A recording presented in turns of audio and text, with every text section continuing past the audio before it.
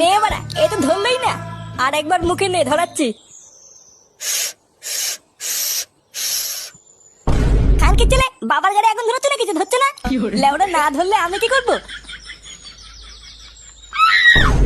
এ কি রে বাড়া, তোকে এভাবে ধরে কেলি থেতো করে দিল কে? হ্যাঁ গো বল্টুদা, তোমাকে তো দেখে মনে হচ্ছে উদুম কেলিয়েছে। আর বলিস না লেওড়া, কালকে গাঁজা খাওয়ার পর আজকে গেলে ঘুম থেকে উঠে দেখি লেওড়া আমি একটা মেয়ে ছেলের পাশে শুয়ে আছি। কি বলছিস কি বাড়া? হ্যাঁ, তারপর কি হলো? তারপর ওনার স্বামী আমাকে ধরে যে কি সেটা ভাঙলো রে। উহ, বাড়া এখনো মাথাটা ঝনঝন করছে। ওই জন্যই কালকে আমি বলছিলাম পল্টুদা গাঁজা খেও না।